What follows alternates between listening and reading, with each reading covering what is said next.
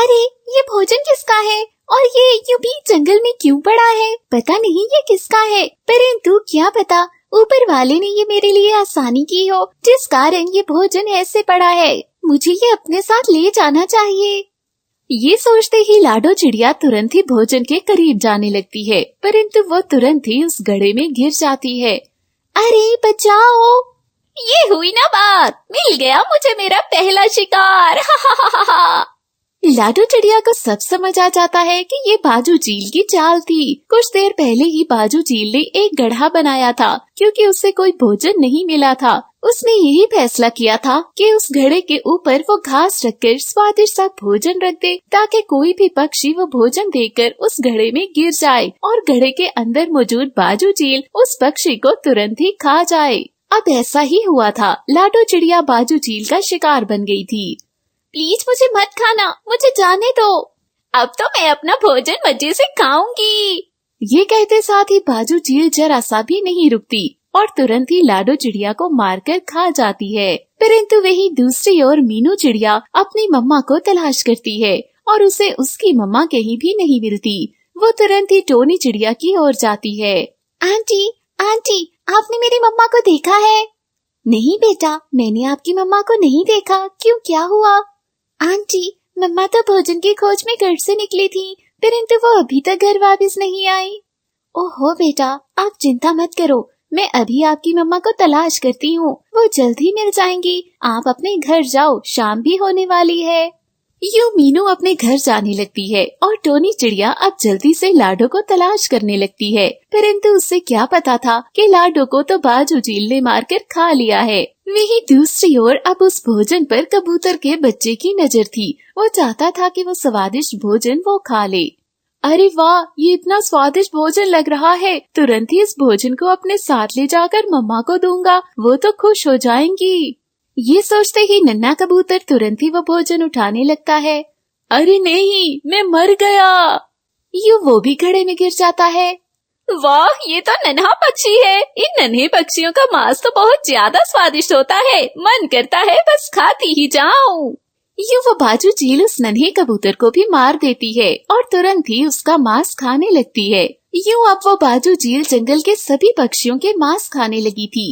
वो रोज ही नन्हे नन्हे पक्षियों को अपने जाल में फंसाकर उनका मांस खाती थी और फिर कुछ मांस अपने बच्चे नन्हे चील को भी लाकर देती थी।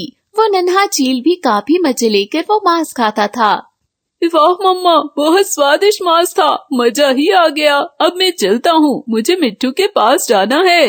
नन्हा चील तुरंत ही मिट्ठू के पास जाता है, परंतु मिट्ठू जैसे ही नन्हे चील को देखता है वो तुरंत ही उससे दूर हो जाता है। क्या हुआ मिट्ठू, मुझसे नाराज हो क्या? हाँ नन्हे चील। क्या मैं इसका कारण जान सकता हूँ? देखो नन्हे चील, जब से तुम लोग हमारे जंगल में आए हो, जंगल के सभी नन्हे पक्षी गायब हो रहे हैं और ये सब तुम्हारी मम्मा के कारण हो रहा है। परंतु मेरी मम्मा तो बहुत अच्छी है। नहीं, तुम्हारी मम्मा बहुत बुरी है। आज से मेरी और तुम्हारी दोस्ती भी खत्म। अब तुम मुझसे कभी मत मिलना, समझे? यूं वो मिट्ठू वहाँ से चला जाता है। तुम रुको जरा, तुम्हें तो मैं मजा चखाता हूँ। अब देखना मैं क्या करता हूँ तुम्हारे साथ। तुमने मेरी मम्मा को बुरा कहा ना, अब तुम्हें भी मेरी मम्मा मार देंगी। यूं वो वापस घर जाकर अपनी मम्मा से कहता है, मम्मा मम्मा, अब मुझे मिट्ठू का मांस खाना है। ठीक है बेटा, मैं मिट्ठू को भी अपने जाल में फंसाऊंगी। परंतु वही दूसरी ओर जंगल के सभी पक्षी परेशान हो जाते हैं। सबका शक बाजू चील पर था, परंतु किसी ने भी बाजू चील को पक्षियों को मारते हुए नहीं देखा था, इसलिए सब चुप थे। अगले रोज टोनी चिड़िया कहीं जा रही थी जब उसे रास्ते में मिट्ठू मिलता है। टोनी आंटी, आप कहाँ जा रही हैं? बेटा, मैं तो मीनू को भोजन देने जा रही हूँ। उसकी मम्मा भी शायद नन्हे पक्षियों के साथ बाजू चील का शिकार बन गई हैं, इसलिए अब मैं ही उसके लिए भोजन लाती हूँ। आंटी, मुझे भी आपके साथ आना है। मेरा जंगल की सैर करने का मन कर रहा है, परंतु मम्मा तो महल गई हैं, पापा महाराज के पास। ठीक है, आ जाओ। यूं टोनी मिट्ठू को अपने साथ ले जाकर जंगल घुमाने लग जाती है, परंतु रास्ते में उन दोनों को वही भोजन नजर आता है जो बाजू चील ने रखा था। चलें आंटी, हमें ये भोजन उठा लेना चाहिए। देखें तो सही कितना ज्यादा है। नहीं नहीं, इतना ज्यादा भोजन ऐसे ही कैसे मिल सकता है? मुझे लगता है जरूर कोई गड़बड़ है। नहीं आंटी, मुझे तो इतना स्वादिष्ट भोजन देखकर खाने का मन कर रहा है। अगर आप नहीं लेना चाहती तो मैं ले लेता हूँ। ये कहते साथ ही मिट्ठू भी उस भोजन की ओर चला जाता है, परंतु अगले ही पल वो भी उस गड्ढे में गिर जाता है।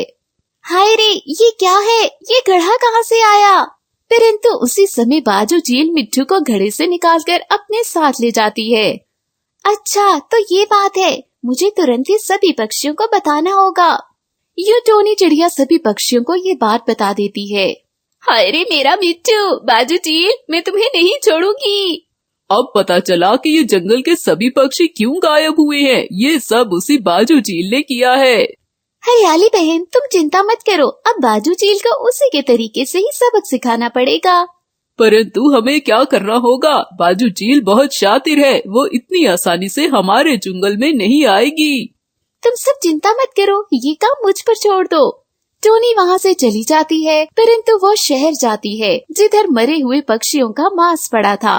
वो तुरंत ही वहाँ से एक मांस उठा लेती है और वापस अपने जंगल में चली जाती है। अब सभी पक्षी बाजू चील की तरह ही जंगल के एक हिस्से में गड्ढा खोदते हैं। यूं वो उसके ऊपर घास रख देते हैं, जिसके बाद वो मरे हुए पक्षी का मांस भी उसके ऊपर रख देते हैं।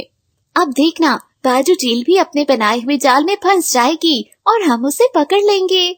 हाँ चलो चलो, सब छुप जाओ, वो आती ही होगी। यूं वे सब छुप जाते हैं, परंतु बाजू चील वहाँ नहीं आती। दूसरी ओर बाजू चील मिट्ठू को लेकर नन्हे चील के पास जाती है। प्लीज ऐसा मत करो, तुम दोनों मेरे साथ क्या करने वाले हो? प्लीज मुझे जाने दो, मेरी मम्मा मेरा इंतजार कर रही होंगी। अगर मैं समय पर घर न गया तो वे बहुत परेशान हो जाएंगी।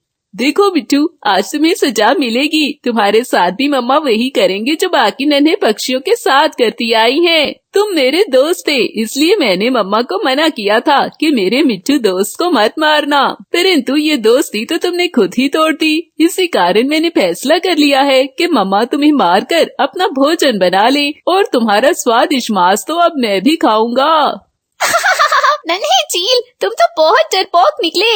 मैं तो अपना भोजन खुद ही खाता हूँ और खुद ही लाता हूँ, परंतु तुम होके अपना भोजन भी अपनी मम्मा से मंगवाते हो। अगर दम है तो मुझे खुद मार के दिखाओ और अपनी मम्मा को बीच में मत लाओ। ठीक है मिट्टू, अगर तुम्हारी यही इच्छा है कि तुम्हारी मौत मेरे हाथ से हो तो फिर यही सही। मम्मा, आप यहाँ से चली जाएं। आपने मुझे शिकार करना सिखाया है, आज समय आ गया है कि मैं अपना शिकार खुद करूँ।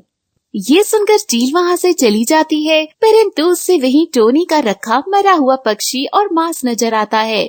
ये मरा हुआ पक्षी कहाँ से आया? लगता है पेड़ से टकराकर मर गया होगा। मुझे इसे खा लेना चाहिए। वैसे भी नन्हा चील तो मिट्टू का स्वादिष्ट मांस खाएगा।